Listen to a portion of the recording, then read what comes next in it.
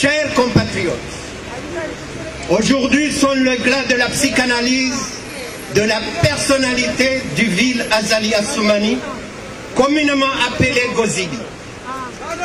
Un individu qui n'hésite pas à outrepasser les règles comme les us et les coutumes de notre pays afin d'assouvir ses intérêts familiaux et personnels. En effet, Azali a toujours utilisé la ruse, la triche et les mensonges pour arriver à ses fins. Ceux ou celles qui l'ont connu depuis l'enfance et grandi avec lui peuvent en témoigner. Et ils sont nombreux. Quant à moi, je vais relater seulement ce dont je suis témoin. Et je crois que c'est cette période si riche en événements qui est intéressant, car vous allez connaître l'individu. Ce qu'il faut savoir aussi d'Azali sur sa personnalité, c'est sa lâcheté, son manque de courage et de patriotisme. Ce n'est pas un meneur, contrairement aux apparences. C'est un peureux. Vous conviendrez comme moi que le jour, je l'espère bientôt, où il sera rattrapé par les événements, il fera pire que son sbire de député Fatah qui a déclaré avoir uriné dans son pantalon. Eh bien, Azali fera plus que Fatah. Pour illustrer son manque de courage, je vous cite d'abord le coup d'État de 95.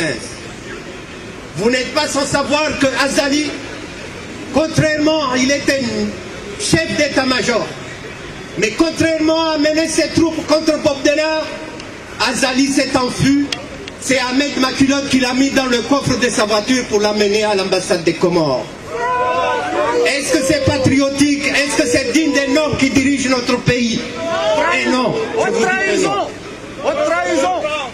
Autre fait, lors de son coup d'État du 14 avril 1999, après avoir préparé son coup d'État avec l'aide d'un colonel français dénommé Jolo, en manipulant tous les dirigeants politiques de l'époque, à savoir feu Premier ministre Abbas Youssouf, feu colonel Dadabi, Moustapha Setchek et Mdoudiaé, toutes ces personnes-là, Azali les a promis de faire le coup d'État pour eux.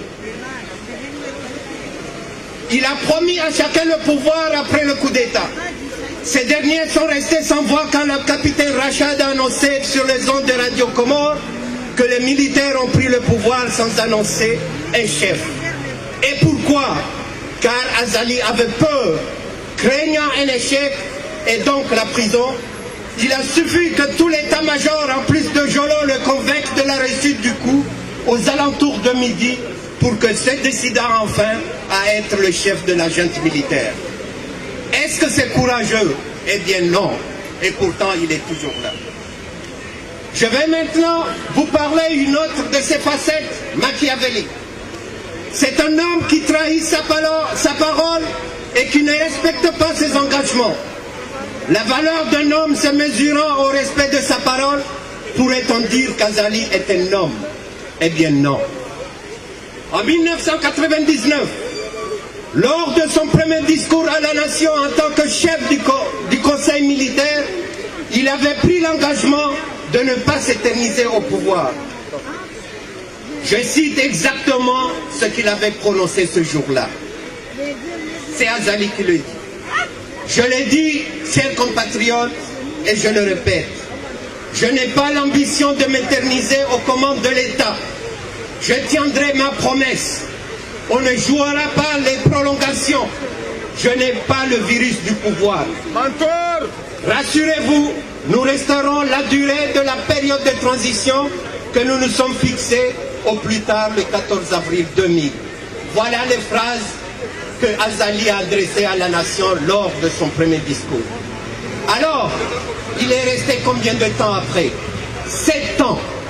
7 ans durant lesquels les Comores ont connu le séparatisme dans sa phase la plus abjecte, où notre pays avait 2 présidents qui se comportaient comme tels.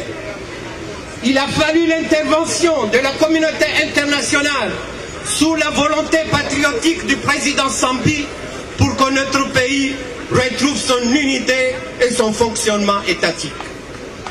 Durant cette période, Azali n'en avait cure, puisqu'il avait le pouvoir et les honneurs qui vont avec.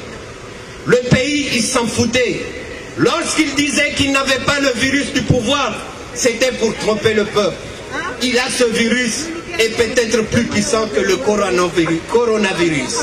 C'est pour cela que notre pays est malade. Autre fait de trahison à l'approche de son premier anniversaire du coup d'État, l'échéance qu'il avait fixée pour rendre le pouvoir, il déclara ceci. Je n'ai jamais dit que le 14 avril, j'allais remettre le pouvoir aux civils.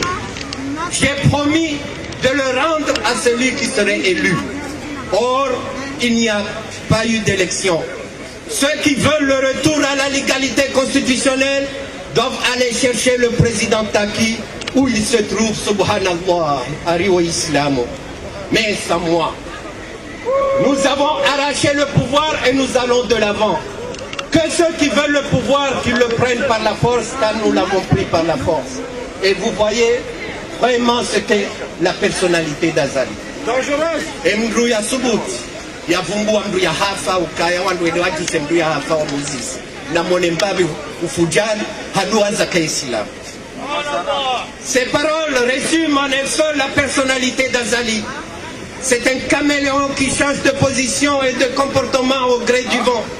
Là où il peut défendre ou trouver ses intérêts, il n'a pas d'hésitation. Il est d'une arrogance sans limite, d'une fierté mal placée et d'une misogynie sans père.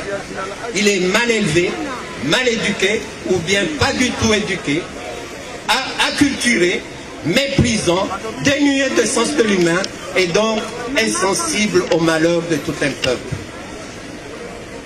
Quoi de plus mécréant que d'ironiser sur la mort d'un être humain, a fortiori un président de notre République, en la personne de Feu Mohamed Taki, Nguna Mrehemu. Cela montre combien Azali n'a aucun respect envers nos institutions et que dire des êtres vivants. La preuve est le coup d'État constitutionnel d'avril 2018 où il a supprimé la Cour constitutionnelle.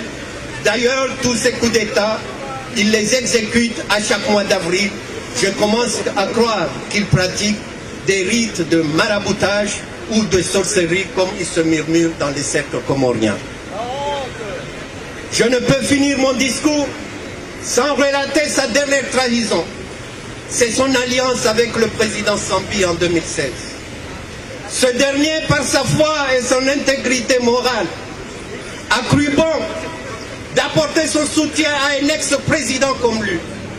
Il croyait que la mutualisation de leur expérience au pouvoir allait être de bon augure pour impulser un développement de notre pays.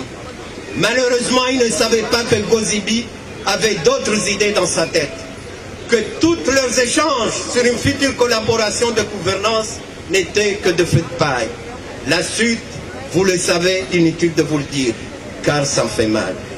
Sambi s'est fait avoir et notre pays avec. Donc en conclusion, Azali, c'est un traître, un criminel, un antinational. Azali se croit investi par Dieu et intouchable. Il se voit indéboulonnable et que personne ne peut l'inquiéter. Et pour perdurer au pouvoir, il veut encore récidiver par ses mensonges en envoyant le danseur de boléro jouer une autre mélodie dont le support en vinyle est troué. Que veut-il encore? Azali, tu es fini. Tu ne peux pas encore tromper les Comoriens. Pas de dialogue de sourds. Game is over. Merci.